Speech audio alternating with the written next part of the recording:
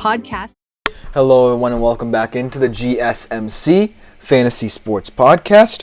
And much like last segment, I'm just going to continue with my positional rankings for my fourth segment of today's show with the most volatile position in all of fantasy football, the tight ends. Now, this list is highly indicative of how volatile I and you should be thinking about the tight end market getting, because all four of these guys are solid tight ends. I also have a long shot here that I kind of alluded to in that previous segment. All of them are solid, but you really don't know what these guys can bring to the table until game day, if you feel what I'm saying. We've seen it with tight ends around the NFL, not just the four guys I'm about to mention, because the position, whether in real life or in fantasy, seems to be changing value week in, week out. And I don't know how much you place stock or place weight in determining your tight end for each week. But it's certainly becoming an interesting group. It's not just about, that young-old split that we've always talked about, where guys like Laporta and Kincaid and Bowers will eventually usurp the Kelce's, Kittles, and Andrews of the world. No. There's a clear median now. There's a clear muddled medium where you have an amalgamation of guys who can go out and produce huge fantasy points for you and get huge fantasy points for you, so to speak. So without further ado, let's try and make sense of the mark with four guys who in week 5 at the very least could project to have big games. And starting off with a guy in that younger group, Dalton Kincaid. It's a big game for him and the Bills as they take on the Texans. And this game is one of those games where both of these teams, coming off different results, so to speak, the Texans a win, with the Bills a loss, both teams kind of feel like they lost last week. The Houston Texans almost lost to the Jacksonville Jaguars, where a week before, the Buffalo Bills blew their doors off. But then, the Buffalo Bills lose very handily to the Baltimore Ravens. So, this game has just become very weird because everyone thinks these are two teams who could eventually at least advance to the NFC divisional round, if not the championship round, in the AFC. But it feels like both of these teams are kind of in a weird place. And Dalton Kincaid, where he all falls into this, is someone who can break the mold. Someone who can not just break the mold in this game for the entire season.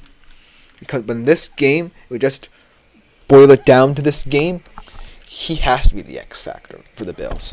Because I think what we saw the Ravens do was they really showed how you can limit Josh Allen when you take away some of his receivers that he's looking to stand out. That room looked very barren in that game. It didn't look like the one that was so versatile and volatile through 3 weeks. It got exposed. And so you need a guy like Dalton Kincaid to step up if you're the Bills, week in, week out. He did, have 5 catches for 47 yards in that game, to the tune of 9.7 fantasy points. That's not good enough. It's not good enough if you want to keeping on schedule if you're the Buffalo Bills on the offense side of the football. And that's what Joe Brady wants, just to play mistake-free football. There were too many mistakes on that game. But this could come back to bite me because I still feel Josh Allen is starting to become more comfortable in not just the usual suspects like James Cook and Kincaid. He's becoming comfortable distributing the ball to all different areas of the field. Obviously, teams have now found a way to exploit that, but I still feel like they'll have the upper hand offense versus defense in this game. I don't necessarily trust the Texans defense as much as I often do because they allow the big play to a Jags team that haven't had many big plays this season. So look for Dalton Kincaid to be one of those X-factor-ish weapons for a Bills offense that's going to need him. And then I look at a guy in Brock Bowers, another one of the younger generation, against this Broncos defense. It's actually quietly becoming one of the better units in the league. I look at Brock Bowers as someone who has gotten the short end of the stick to start the season, right? Because the Las Vegas Raiders were never going to be the most pass-happy team in the league. And everyone knew that even though Brock Bowers is a game changer at the tight end position, there's never been a tight end quite like him in the draft that could go that early, and a lot of people would have no qualms about. The disappointing thing about it is when you boil it down to the weapons the Raiders have at their disposal, they're not as bad as people make them out to be. It's just that with the quarterback play and the issues there, that's why there's tension now. That's why you see Davante Adams wanting out. And should you know Davante Adams leave, that's a huge burden now on other weapons, like Trey Tucker, like Brock Bowers. So I don't necessarily think it's going to be a question of whether or not, Davante Adams moves on. It's just a question of whether or not Antonio Pierce is willing to utilize Brock Bowers much the way Raiders fans probably hoped he would when they drafted him. Because against the Broncos team that you should feel like beating, but now look like one of the better, more opportunistic defenses in the league, you kind of need someone who can stretch the field in a way that no other tight end can.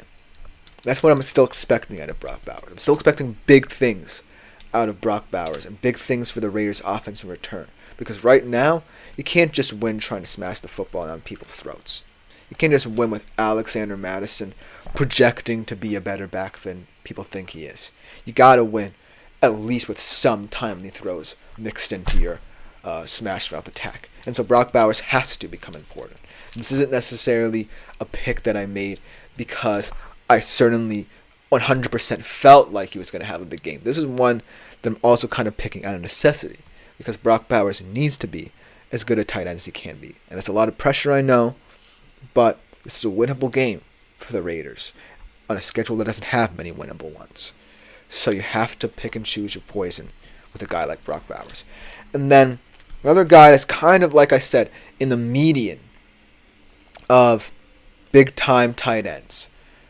A guy who I really feel like could come into his own in these coming weeks because Dallas really is ringing the alarm bells in terms of the lack of weapons outside of Dak and CD on that offensive side of the football. Jake Ferguson.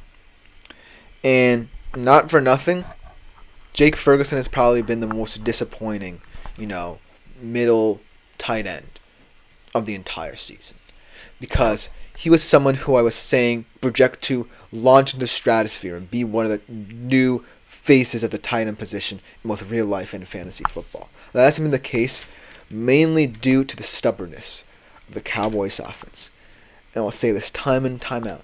They're not going anywhere if they can't get past Dak and CD running the show. Because teams are going to tune into that. And much like that Thursday night game against New York, a lot of teams that they feel are inferior to them are a lot closer than they think. And on any given Sunday, the Cowboys feel like they're a team that, even though they have the talent to get a couple wins, they have the ineptitude to lose them as well, if that makes sense. And Jake Ferguson's a big part of that equation. He's a big part of overcoming the ineptitudes of this offense, overcoming the shakiness of this offense. Because what we saw from him last year was a guy who can, in the red zone, be the difference. Because the Cowboys' red zone offense probably wouldn't have been as good last year had Jake Ferguson not been there. And this year, I want to see more of that as well. It's not all about the big play. It's not all about CeeDee Lamb ending the game on one big play. It's about levels. And right now, there's no levels to this Cowboys offense. And so Jake Ferguson, this is also kind of a necessity pick against the Steelers defense that was kind of exposed against a backup quarterback at that and a wide receiver room that hasn't really impressed over the past couple of weeks. So now you kind of feel like you have an advantage here. So you just have to take it if you're the Cowboys. You can't, not see other teams perform against these teams you should be beating perform well against them and just counteract what they did well. Your game plan has to be, I'm going to utilize every single one of my offensive weapons to the best of my abilities. So that's why Jake Ferguson is on my list. And the last guy that I want to talk about, my long shot guy, a guy who a lot of people might bash me for mentioning, but I'm going to stick by because his tight end partner in that room has been getting a lot of fantasy attention recently for his play against Minnesota. Let's talk a little bit about Luke Musgrave. Because yes, Tucker Kraft has been getting more attention than him. Looks like the better one. Looks like he's getting a lot more of the targets at the tight end position than Musgrave. But I think what I like about Luke Musgrave is two things. The extent of what the Christian Watson injury means to the Packers' overall depth at the skill positions, and also the necessity to utilize a guy like Luke Musgrave in a two tight end room. Because Tucker Kraft is excellent in a lot of things.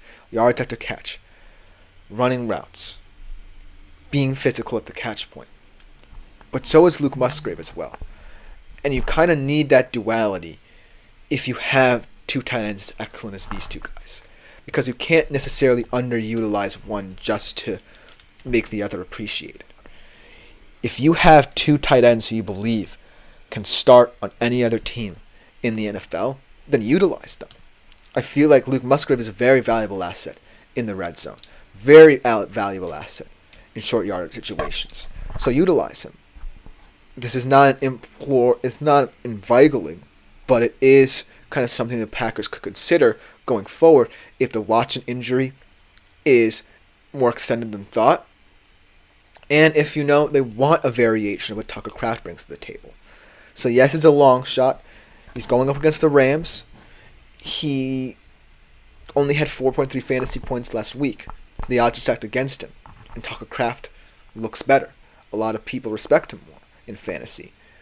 But at the end of the day, if you want to take advantage, of him cleaning up in terms of scoring, in terms of being a red zone target, then by all means, start him in a deeper league because you may even want to take the risk in a bigger league, a 12-man league per se. So take that with a grain of salt, but those are just my four guys who this week I feel like have advantageous matchups. Let me know what you think in the comments. Coming up next, we are going to take a quick break, and for our final segment, we'll be doing my weekly shadow report. The wide receiver cornerback matchups that I feel like will dictate fantasy football this week. I'll be right back after this short break.